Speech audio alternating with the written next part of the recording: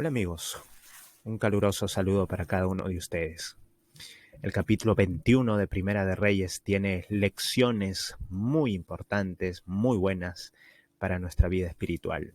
Te invito a, junto conmigo, reflexionar en este capítulo, pensando en este título que le he puesto al capítulo de hoy.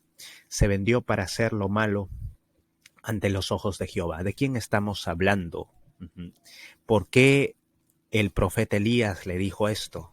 Eso es lo que vamos a estudiar en esta mañana. Vamos a comenzar comprendiendo la historia, ¿sí? La historia de este capítulo. Nabot era un hombre hacendado, tenía sus viñas y estos plantíos eran hermosos, bien cuidados, ¿sí? Imagínense ustedes no sé si conocen, un viñero, ¿sí? Bien cuidadito, con los frutos bastante hermosos ante los ojos y al mismo tiempo riquísimos frutos. Cuando Acab vio estos sembríos de Nabot, eh, tuvo ganas de comprarlo inmediatamente y le ofreció un precio. ¿Sí? Nabot rechazó este precio, rechazó vender su chacra y por esta razón Elías tuvo una conducta muy inadecuada, propia de una persona inmadura emocionalmente. La inmadurez emocional tiene serios problemas, serios peligros. Una persona con inmadurez emocional siempre va a traer a sí mismo desgracias y a las personas que lo rodean. Cuán importante es, hermanos, desarrollar también la madurez emocional. Y un detalle, la madurez emocional va de acuerdo a la madurez espiritual. Mientras espiritualmente estamos más fuertes, vamos creciendo más y más, también nuestro aspecto emocional también se va fortaleciendo. ¿Sí? Por eso es importante, hermanos, que no nos contentemos, que no nos conformemos con ser quienes somos ahora, sino que cada día estemos creciendo más espiritualmente y eso va a repercutir en nuestro desarrollo en todos los demás aspectos de la vida. Jezabel se acerca al rey cuando lo encuentra allí deprimido porque Nabot no le quiso vender sus tierras, sus bellas viñas, y le dice lo siguiente: ¿eres tú ahora rey sobre Israel? Levántate y come y alégrate, yo te daré la viña de Nabot de Jezreel. Ahora les voy a hablar de otro problema emocional muy serio, ¿sí? A esto se le conoce como la intolerancia a la frustración. Una persona que no tiene tolerancia a la frustración no sabe escuchar un no por respuesta. Y eso le va a generar dos tipos de reacciones. O la reacción que tuvo el rey Acab, una reacción de tristeza, de depresión, ¿sí?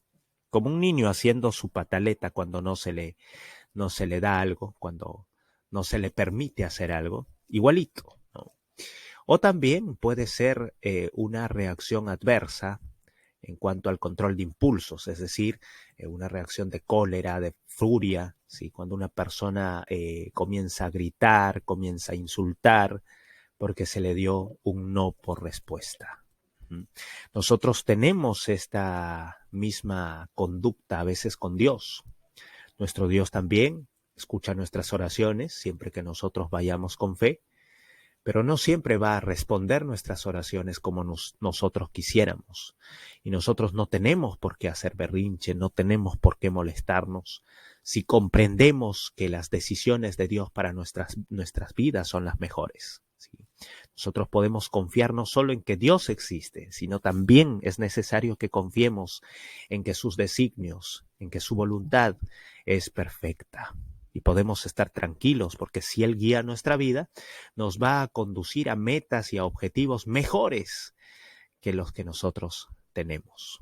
¿Sí? Y sobre todo, metas y objetivos que no vayan en contra de nuestra salvación, que no perjudiquen nuestra salvación. Qué importante es dejar nuestra vida en las manos de Dios, confiados. Entonces Jezabel le hace esta pregunta para inducirlo a Acab a tomar malas decisiones, para inducirlo a Acab a gobernar de una forma abusiva, ¿sí? En otras palabras, le estaba diciendo, mira, Acab, tú lloras porque Nabot no quiso venderte su viña, pero te olvidas que tú eres el rey. Ajá. Y le hace esta pregunta, ¿no eres tú ahora rey de Israel o no? Tal vez con esta entonación podemos entender mejor las intenciones que Jezabel tenía. ¿Sí? ¿Acaso eres tú o no? ¿O no eres tú, rey de Israel? Entonces asume tu posición, ¿sí? Pisotea a Nabot, ajá. Quítale sus tierras, porque tú eres el rey. Eso era lo que Jezabel estaba tratando de decirle a Acab en esos momentos. Y como no vio una reacción, Jezabel dijo, bueno, está bien, no te preocupes. Si tú eres el rey y yo soy la reina, entonces yo puedo quitarle estas tierras a Nabot y dártelas a ti. Qué triste es la debilidad de carácter, ¿verdad? Qué triste es no tener el discernimiento para conocer, para reconocer entre lo que es bueno y lo que es malo. Cuando una persona se aparta de Dios, cae en esta situación emocional tan deplorable. Sí, esta situación emocional que que Acab tenía, era eso, ¿no? La intolerancia, la frustración, la debilidad de carácter, la inmadurez emocional, y por todo ello Acab iba a sufrir las terribles consecuencias. El falso testimonio es una herramienta que las personas apartadas de Dios utilizan para encubrir sus maldades, ¿sí? Nosotros encontramos esto en Primera de Reyes 21, capítulo 21, versículos del 10 al 13. Dice ahí, y poned a 2 hombres perversos delante de él, que atestiguen contra él, y digan, tú has blasfemado a Dios y al rey, y entonces sacadlo y apedreadlo para que muera. Y los de su ciudad, los ancianos y los principales que moraban en su ciudad, hicieron como Jezabel les mandó, conforme a lo escrito en las cartas que ella les había enviado. Y promulgaron ayuno y pusieron a Nabot delante del pueblo. Vinieron entonces 2 hombres perversos y se sentaron delante de él, y aquellos hombres perversos atestiguaron contra Nabot delante del pueblo, diciendo, Nabot ha blasfemado a Dios y al rey, y lo llevaron fuera de la ciudad y lo apedrearon y murió. Jezabel quería encubrir de manera perfecta, entre comillas, su robo, ¿verdad? Y para esto, para quedar como una persona justa y equitativa, Jezabel preparó todo un complot en contra de Nabot.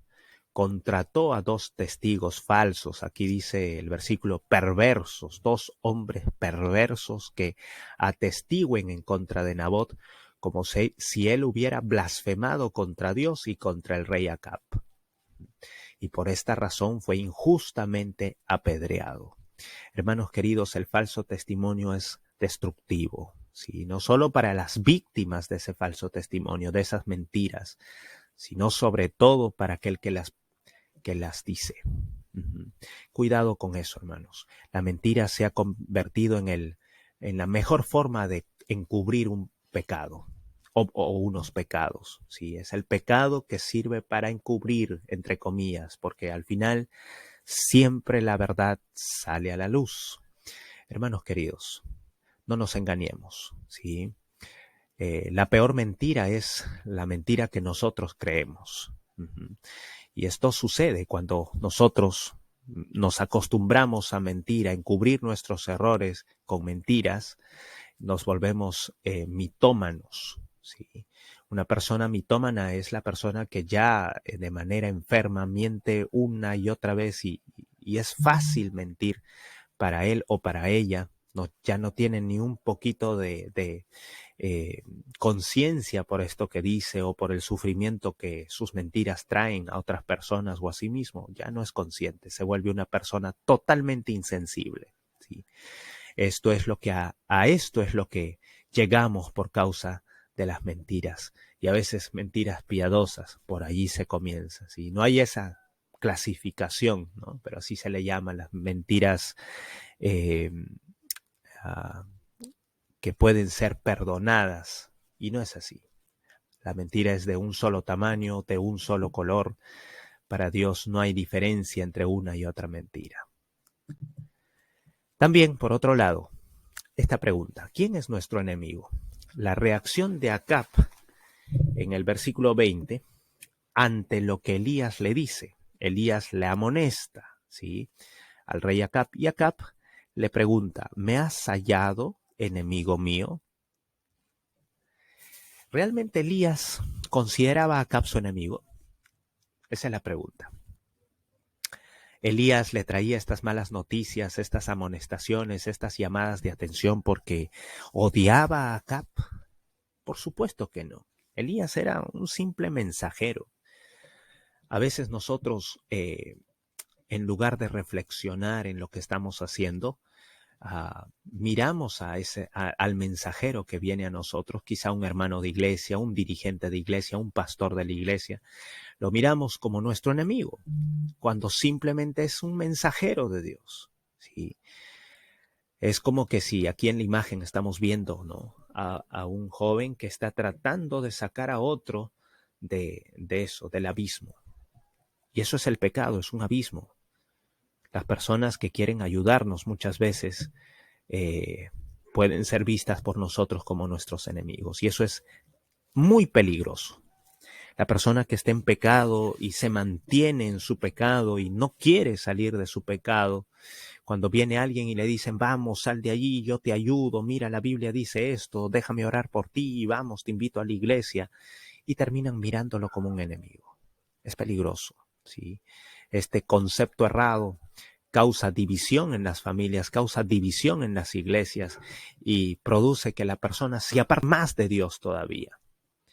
Tenemos que comprender lo que dice Efesios capítulo 6, versículo 12. Esto nos ayuda a aclarar y a responder esta pregunta que he colocado ahí. ¿Quién es nuestro enemigo? Dice el versículo. Porque no tenemos lucha contra sangre y carne, sino contra principados, contra potestades, contra los gobernadores de las tinieblas de este siglo, contra huestes espirituales de maldad en las regiones celestes. Amigos, nuestra lucha no es contra sangre ni carne, nuestra lucha no es con ningún ser humano. ¿Sí? Nuestro real enemigo aquí es el diablo, que quiere que cada ser humano se pierda, que quiere que cada ser humano cierre su corazón a Dios y entregue su vida a Él, para que así como Él está sentenciado a perderse por la eternidad, pero no quiere irse solo, Él quiere que todos nos perdamos y mueve cielo, mar y tierra para que eso suceda. Nosotros, en lugar de enemistarnos con Él, ¿sí?, como dice Génesis 3:15, y pondré enemistad entre ti y la mujer, entre tu simiente y la simiente de la mujer, en lugar de nosotros estar naturalmente enemistados con Él, porque es Dios quien puso la enemistad entre la iglesia, entre su iglesia, entre su remanente y el diablo, en lugar de nosotros mantener esa enemistad, mantener esa distancia del enemigo, queremos mantener distancias y abrir brechas de separación entre nosotros, entre seres humanos, a veces entre hermanos de la iglesia, a veces entre familia, a veces entre amigos. No es esa la voluntad de Dios, hermanos queridos. Miremos como nuestro real enemigo a quien se lo merece. En este caso, el único que se merece ese título de enemigo es el diablo y Satanás. Primera de Reyes 21:20 nos habla de otra pregunta muy interesante en la siguiente parte de ese versículo, en la parte final. Dice allí, te he encontrado, le dice Elías a Acab, porque te has vendido a hacer lo malo delante de Jehová. Hermanos queridos, ¿por qué nos hemos vendido a hacer lo malo delante de Jehová? ¿Por un trabajo quizá? ¿Por un trabajo donde hay un salario? ¿Sí? Ni siquiera bueno a veces, ¿sí? De repente hemos vendido nuestra salvación por encubrir algún pecado, alguna mentira, por deseos y pasiones carnales. ¿Por qué razón nosotros estamos vendiendo nuestra primogenitura? ¿Se acuerdan de Esaú? Esaú había sido elegido por su padre Isaac para recibir todos sus bienes, su herencia. Y sin embargo, un día vendió su primogenitura y sus privilegios por un simple plato de lentejas a su hermano Jacob.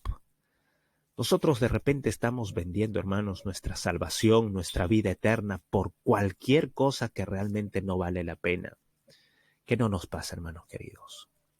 No vendamos nuestra fe, no vendamos nuestra convicción de lo que hemos leído, la fe que hemos abrazado por causa de cualquier cosa que realmente no vale la pena. Nada puede valer la pena más que la vida eterna, que la salvación, que hacer la voluntad de Jesús. Absolutamente nada tiene o puede pagar ese precio.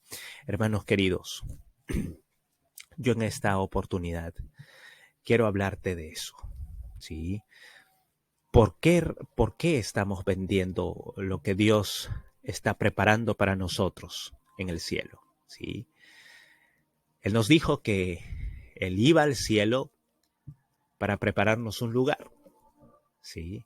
Para prepararnos moradas, para que donde Él está, nosotros también podamos estar.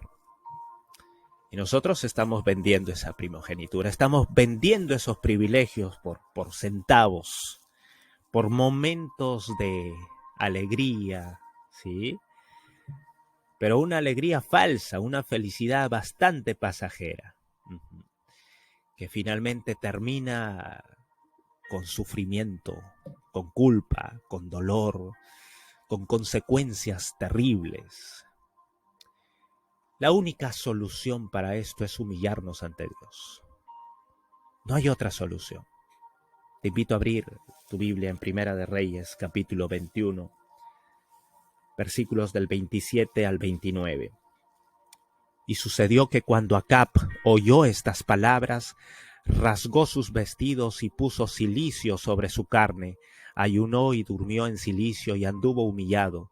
Entonces vino palabra de Jehová a Elías Tisbita diciendo: ¿No has visto cómo Acab se ha humillado delante de mí?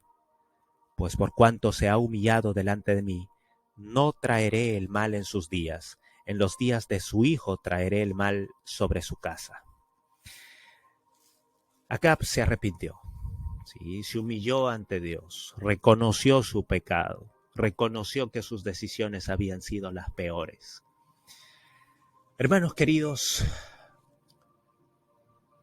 por el libre albedrío que Dios nos ha dado y por mantenernos lejos de Dios, por descuidar nuestra vida espiritual, descuidar nuestra comunión diaria con Dios, al estar frente a una tentación podemos ceder, ¿sí? Podemos caer.